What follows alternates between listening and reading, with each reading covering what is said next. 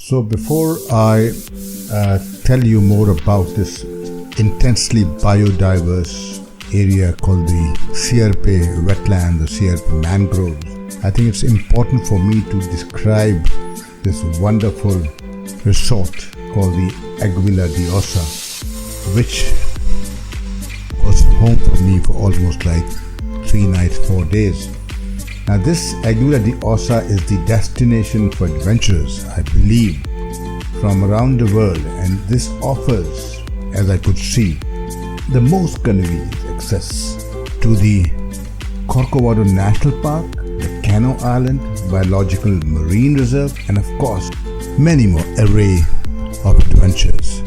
So to tell you more, it is set against a backdrop of vibrant green rainforest. You can see it for yourself, and stunning Pacific shoreline. The hotel sets the highest standards, as I saw it, for comfort, quality, and in this lush tropical setting. Of course, I enjoyed the gracious hospitality, beautifully appointed rooms, and of course, sumptuous regional cuisine provided to all guests with one of the most exceptional hotel experiences I've seen in any part of Central America that I've previously visited, offering what I think is a truly distinctive and adventurous Pan-American region or setting with breathtaking ocean views and a wilderness feel. You won't, I think, find a greater experience anywhere. So as I left this beautiful resort, I thought it is just a place to enjoy the natural beauty and the wildlife, as well as enjoy the great company, the friendly manager and the owner, and of course staff, while living off the beaten track. So looking at this AGUILA de Osa, the beautiful resort, I was wondering why there wasn't too much crowd, why was it underpopulated, under-traveled. This area was, you could see the garden of this beautiful resort was lush green, intensely forested, amazing trees, and it was nestled amongst a very, very thick jungle. What a location, what a situation, what a scenario. But why aren't there enough people? So while I was in this beautiful resort, I lay back and relaxed and tried to recall all these beautiful, pristine beaches, the secluded areas, thick forestation, the wonderful beach line. Why have people not traveled enough to this remote place? This may be remote, but people now, destinations are more remote than ever before because approachability, transportation, commuting has all become so easy. So looking down, I could see this shoreline and I was enjoying it while I was in the plane, squinting down. This was a glorious, enchanting, enthralling area of southern Costa Rica, Osa Peninsula. So after going through a restful night, immediately after dinner, now the dinner, I was able to communicate and sit and enjoy the company of a British family that came there for the same purpose that I did, and Brad was there to enthrall us. So having spent that night, we then left for this intriguing area of Osa Peninsula, the Sierpe wetland or the Sierpe mangroves. It was from this resort almost like 2 hours and 23 minutes journey to the Sierpe mangrove from Drake Bay's resort. So as we started to move in a smooth boat from outside the resort, everything looked so pleasant. The area outside the resort was also very intensely forested, quite quiet, serene. You see a couple of boats standing by. We were moving on to see what they call the Sierpe National Wetlands. The wetlands is located in the Punta Arenas province along the South Pacific coast and was established in 1994 in order to protect the mangroves of the Taraba and the Sierpe rivers. Now let me tell you, this is the largest mangrove system in Costa Rica and among the largest in Central America. So this Taraba Sierpe mangrove is nationally designated as a forest reserve in 1977 and registered as a Wetlands International. And the Sierpe Taraba Mangrove National Wetland are located near the Osa Peninsula, almost 45 minutes south of Uvita, and Bahia Balina, and encompasses a huge area. The site is entirely state-owned and managed by the Ministry for Environment and Energy. So this wetland reserve is a bird and nature tour attraction and hosts an important habitat of many species of birds, fish, mammals and reptiles. It is also resident and migratory bird species area, and they are found in the Taraba, Sierpe, and these include the herons, the egrets and many others. The common mammals are also found here, and so are the reptiles, the caiman, the crocodiles, and of course the boas, the snakes. As we cruise along, I was able to see a snowy egret, the yellow-crowned night heron, a grey-necked woodrail. So as we moved along the Sierpe mangroves, I saw my favorite bird, the black-mandibled toucan.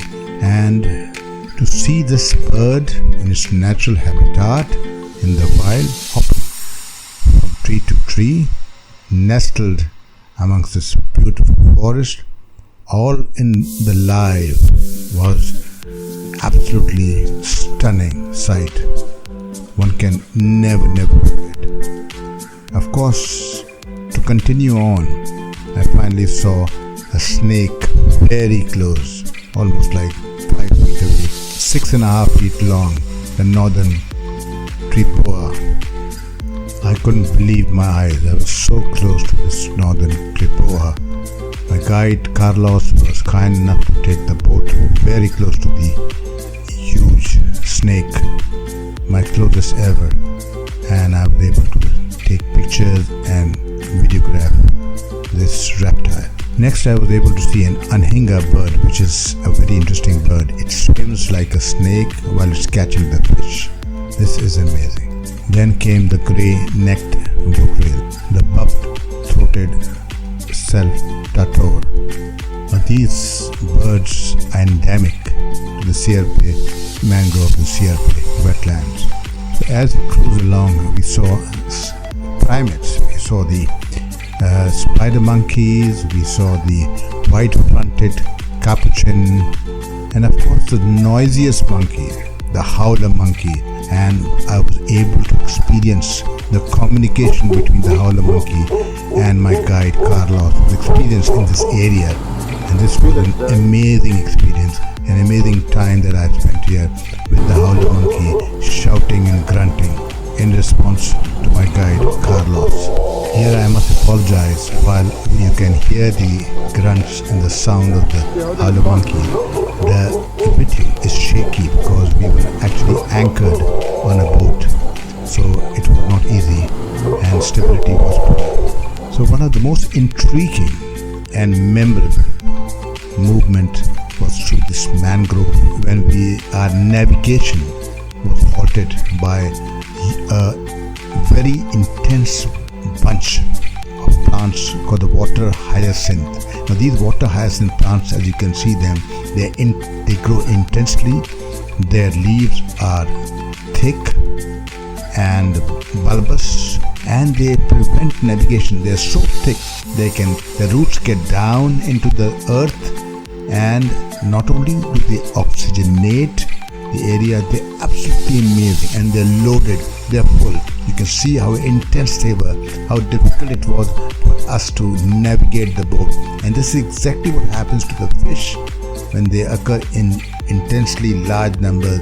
The fish can also not navigate. So this is what we saw. This was an intriguing sight, and you must, my viewers, you must look at this. This is something absolutely enthralling. This site, I'm sure, is very important for all my viewers. This is an uncommon sight to see such intense water hyacinth plants that may cause problems in oxygenation as it oxygenates the water. It may cause adverse effects on the marine life, and they are so intense, so deep, so thick that they also use at times in Thailand to make soups and other delicious foods. Of course, important to note here that these plants are not native to the Sierpe mangrove, but they basically come from the Amazon basin. So these water hyacinth plants, which are water plants, are the fastest growing plants in the world, and they are not found everywhere. So it is important for our viewers to focus and enjoy the site. So as the navigation was cleared, we could see some more birds, the boat-billed heron, the white ibis, and of course the beautiful multicolored scarlet parrots. Luckily, these scarlet macaws can be found in large numbers. While we moved on, I was able to see a Jesus Christ lizard, and here I recall that my previous guide Tony had shown me the slender CANOLE lizard as well. And after admiring a monarch butterfly, we headed back to our resort, the AGUILA de Osa. So while we were heading back, it was not easy. Our upstream trip was quite smooth, but here, while going back, we encountered a heavy thunderstorm, and the boat was shaky and choppy while we continued to move on along the rainforest. Life was not easy for almost like an hour and a half as we moved towards the Osa Peninsula's AGUILA resort. Having braved the thunderstorm, the choppy South Pacific Ocean, we headed back, and it was a pleasant sight to see the AGUILA de Osa, beautifully located on the frontage. As I squinted out, I could see the CROCODILE National Park, which is the crown jewel of Costa Rica's national park system, which is a remarkable statement when you think about it. Taking up to 40% of Osa Peninsula, CROCODILE National Park protects the largest remaining expanse of primary rainforest on the Pacific coast of the Americas. I'm telling you, not surprisingly, its biodiversity is off the charts. The Osa Peninsula contains almost 2,500 species, half of Costa Rica's total and endangered animals, rarely seen in much of the country. Scarlet macaws, if you remember, squirrel monkeys, tapirs are all common, and this was a great sight, and I left with great memories returning home. So to my wonderful viewers, I hope you enjoyed being with me on this amazing trip to the Sierpe wetlands, all the flora and fauna. If you like it, do subscribe to my channel so that we can keep you updated whenever there's a new production.